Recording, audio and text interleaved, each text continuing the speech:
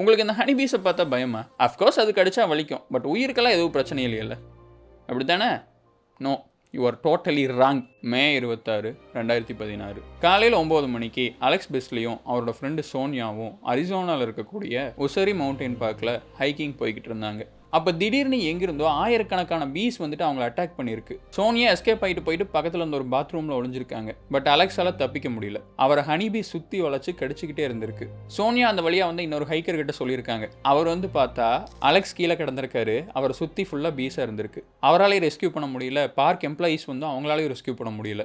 தென் Alan ரோமர் அப்படிங்கிற ஒருத்தர் வந்துட்டு அங்கேருந்து ஒரு யூடியூப் வெஹிக்கிள் எடுத்துகிட்டு போயிட்டு 2 ஃபயர் ஃபைட்டர்ஸ் ஹெல்ப்போட இந்த அலெக்ஸை வந்துட்டு வண்டியில் தூக்கி போட்டிருக்காங்க. இவங்க வண்டியில் முன்னாடி போயிருக்காங்க. பீஸ் அவங்கள துரத்திட்டே வந்திருக்கு. பாதி பீஸ் காப்பாற்ற போனால் இவரையும் கிடச்சிருக்கு. ஃபைனலி 1-2 மணி நேரம் கழிச்சு இந்த அலெக்ஸ் அங்கேருந்து ஹாஸ்பிட்டல் கூட்டிகிட்டு போயிருக்காங்க. He was declared dead. அவர் உடம்புல 1000க்கும் மேற்பட்ட தேனீக்களோட கடி இருந்திருக்கு. இந்த ஸ்டோரி கேட்கும் போதே பயங்கர கொடுமையாக இருக்குது ஃப்ரெண்ட்ஸ். வெறுப்பாக இருக்குதுன்னு சொல்லிட்டு பார்க்கில் ஹைக்கிங் போன இடத்துல ஆயிரக்கணக்கான தேனி வந்து கடிச்சு செத்து போயிருக்காரு. அந்த ஊரில் இது ரொம்ப காமனாமா. நிறைய பேருக்கு இதே மாதிரி தேனி கடிச்சு ஹாஸ்பிட்டல் போயிருக்காங்க. சில நாயெல்லாம் கூட தேனி கடிச்சு செத்து போயிருக்குது ஃப்ரெண்ட்ஸ். என்ன சொல்கிறாங்க அப்படின்னா, ஒருவேளை நம்மளை தேனி துரத்துது அப்படின்னு சொல்லிட்டு நம்ம பயந்துட்டு போய் தண்ணிக்குள்ளே குதிச்சோம்னு வைங்களேன், நம்ம வெளியே வரட்டும் அப்படின்னு சொல்லிட்டு அந்த தேனீக்கள் வெயிட் பண்ணுமாமா. ஒன்ஸ் மேலே வந்தது நம்மளை கடிக்க ஆரம்பிக்குமாமா. So next time honey bees பார்த்தீங்க அப்படின்னா கொஞ்சம் கேர்ஃபுல்லாகவே இருங்க.